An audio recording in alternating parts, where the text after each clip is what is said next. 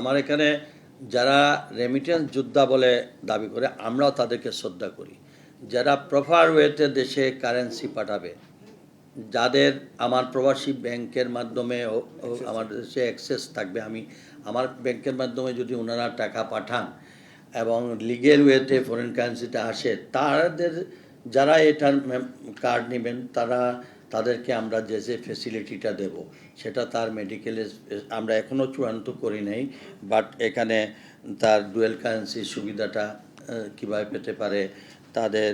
সহজ রেমিটেন্স প্রেরণের কি বেনিফিট নিতে পারে, ব্যাংক পেমেন্টের গেটওয়েটা কিভাবে হবে, তাদের ডিজিটাল পরিচয়পত্র এটার সঙ্গে ট্র্যাক থাকবে যাতে সে সব জায়গায়, এবং অনেক সময় আসে তার জমি সম্পদ, বিশেষ করে মিডল ইস্টের অনেক জায়গা কিনছে, তার জমি নিয়ে এসে তার জন্য আমরা এখনও ভূমি মন্ত্রণালয়ের সাহায্য, তার জন্য আলাদা কোনো প্রবাসীদের এই কার্ড দেখালে যাতে তাকে মানে প্রায়োরিটি বেসিস তাকে ফেসিলিটি দিতে হয়, এবং কি হাসপাতালে গেলে অন্ততকে তার আলাদা একটা ডেস্ক যেন, এটা এখনও আমি এটা পরিবর্ত চাচ্ছি। আমি মুখে বলে দিলাম আর এটা হয় না, আমি চাচ্ছি